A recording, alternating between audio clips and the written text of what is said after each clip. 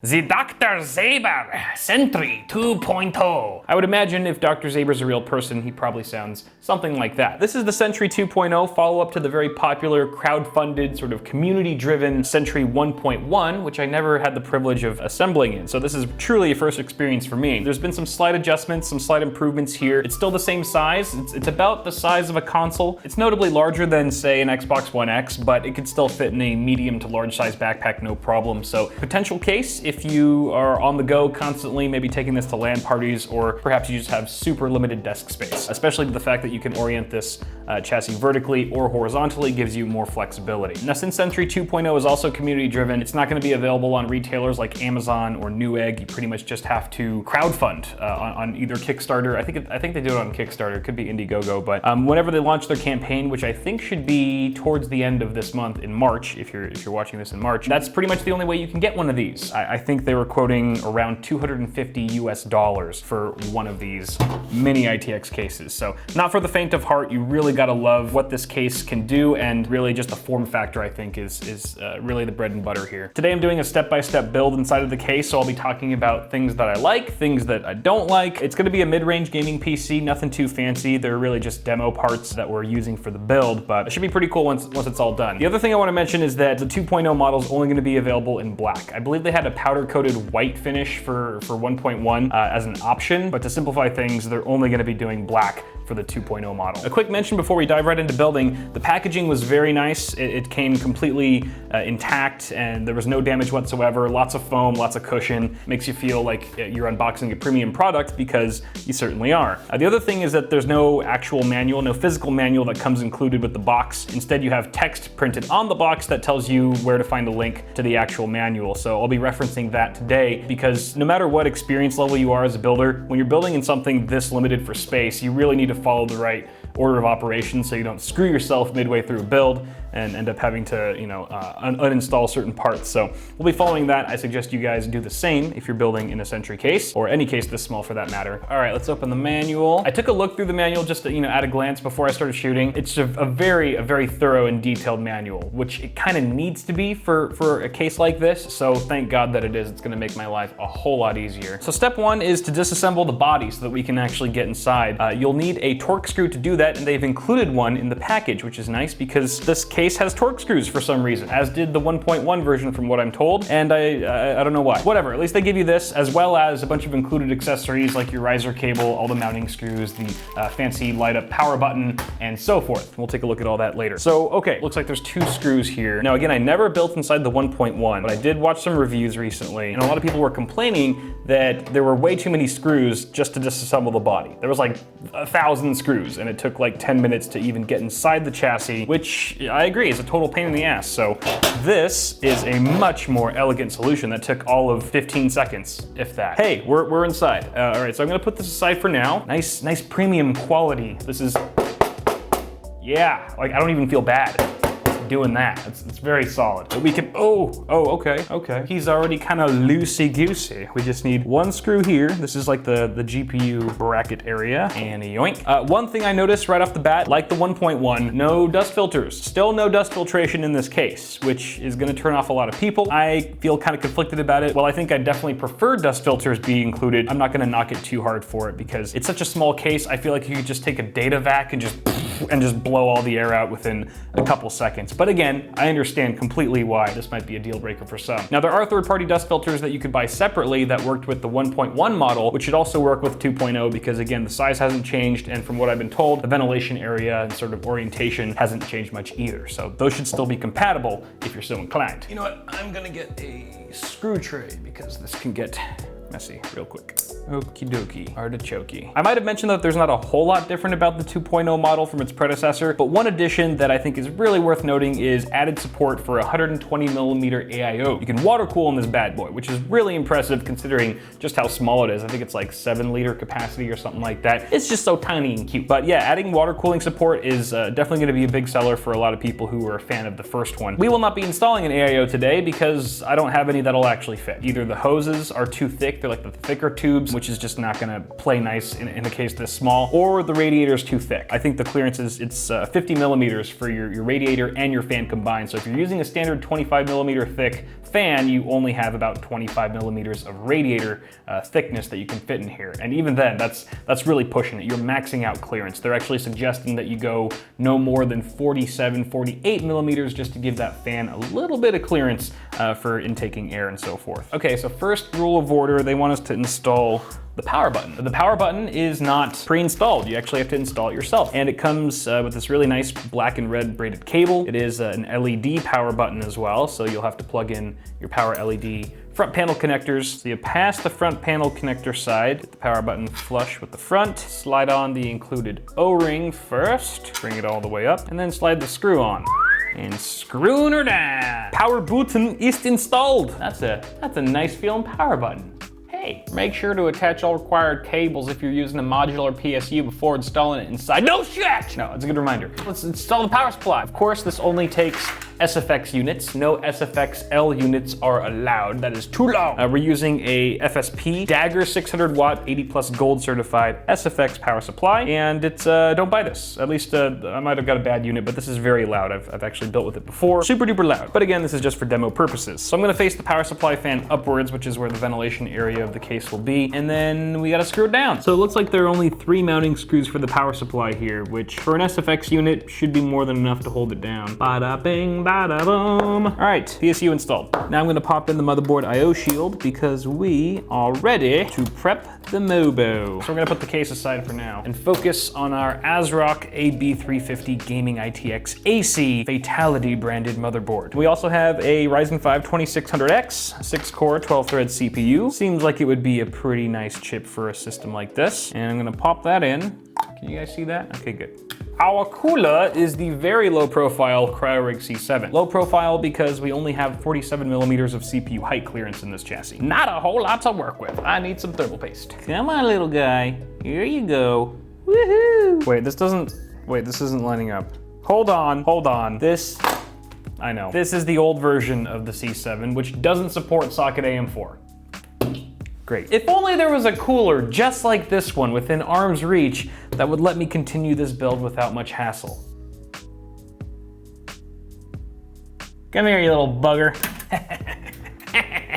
I love this set. It's so handy. Okay, that works out nicely. I swear this isn't scripted. I just so happen to have another C7 right behind me on the set, albeit this is the full copper heatsink version, so that's cool. And since it's updated, it does support socket AM4 natively, so we can continue.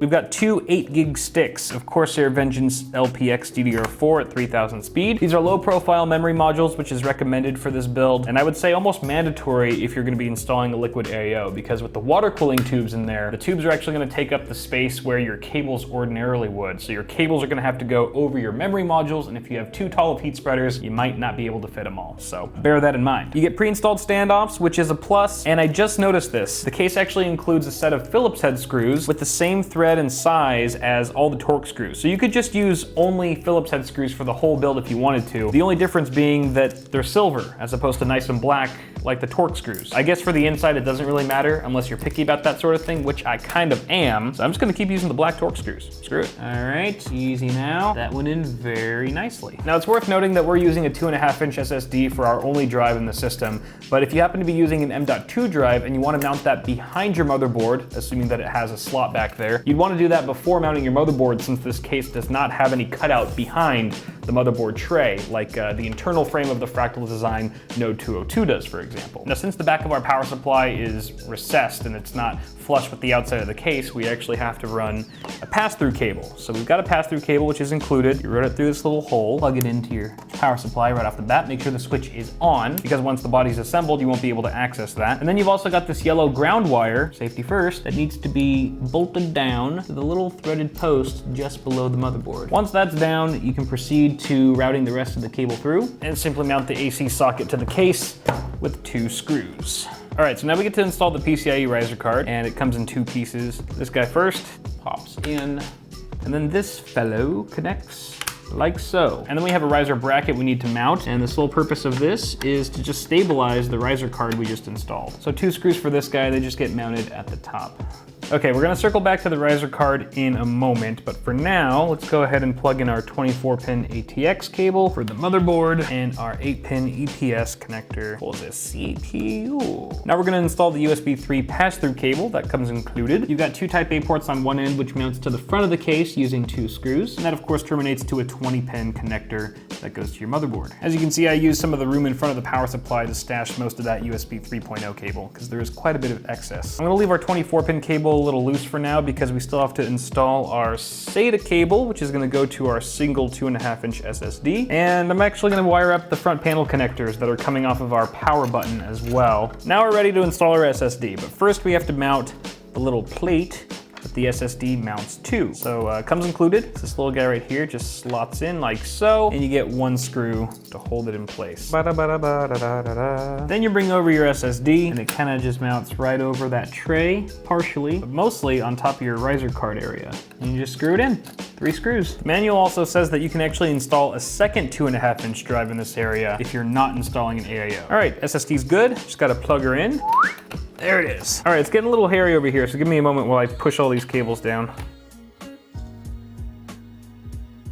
You guys probably already caught it a while back, but this is a very familiar experience to the Fractal Design Node 202, mainly because the layouts are very similar. That's not a bad thing. I really like the 202. Of course, it's a little bit more compact here, not quite as much space. Now the last piece to our puzzle is the graphics card. Here we have a GTX 1070 from Gigabyte. It's one of their mini cards. It's only 6 inches long, which is not generally impressive, but works well in a case like this. We also have a fairly tall PCB, which might pose an issue. We can actually fit, I should mention, 305mm long GPUs. This is much shorter than that, so with a card this size, you could even get away with fitting a 3.5-inch mechanical drive or that 120mm radiator in the same compartment. That goes in nice and easy. Ooh, height clearance just barely makes it. It is right on the edge there. I'm actually kind of concerned about our PEG connector. Ooh, it might just barely work. So it does look like the manual is saying you get some clearance height-wise for an oversized GPU, but it's not much. You get about 18mm additional height over your standard reference PCB. So bear that in mind. This is an advertised mini GPU, and it barely fits. Not because of its length, but because of how tall it is. Final steps here with this little bracket. Just goes in like so. This is what also mounts your GPU more securely.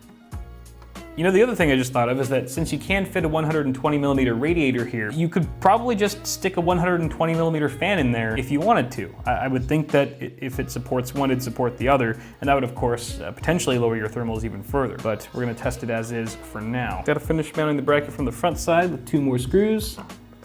And what do you know, our interior assembly is pretty much done. Awesome possum. Final step is this guy. So you can actually see here there's sort of a raised area on the inside of this side panel that's actually supposed to go up against your graphics card. I guess it just reinforces it a little bit more, reduces wobble, vibration, that sort of thing. Am I doing this right? This goes down like that.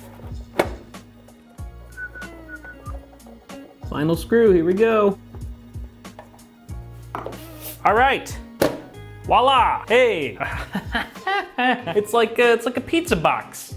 Special delivery. All right, so like I mentioned earlier, you can orient this one of 2 ways. Horizontally, which in that case, you'll need to add some of these adhesive feet. There's some square feet here with adhesive backing. I believe that's for if you're using an AIO. They want you to use the square feet for AIOs and the rounded feet for air cooling. Vertically, you get that super sexy stand. Where is it? Let me get the stand. So I'm gonna put this upside down for a minute. Stand goes up top here. Snap those in. Oh, look at that. I love how it's toolless. Beautiful. Yeah. I wanna boot it. Can we boot it? Yeah.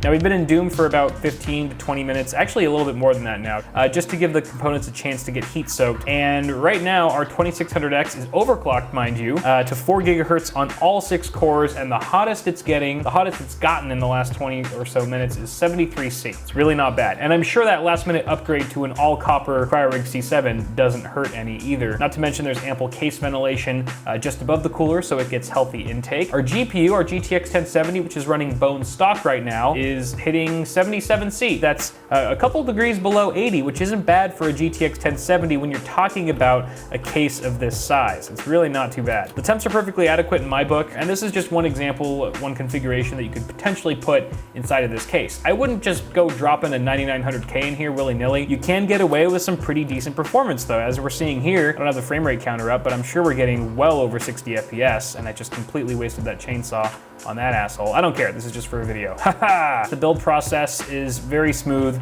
Again, I would equate it to something like a Node 202, just in a tinier package. I'd say the quality here is a little bit higher than that case as well because it's completely metal. I don't know if I mentioned that, but there's not a piece of plastic on it. It's really solid through and through, so there's really not much room for cracking and things like that. Of course, you are gonna pay a premium. $250, if that's about where it's gonna land, is a crap ton of money, especially for a small form factor chassis. And you know, if you don't need the case to be ultra portable, then something like a Node 202 is still a fantastic option for a fraction of the price, really.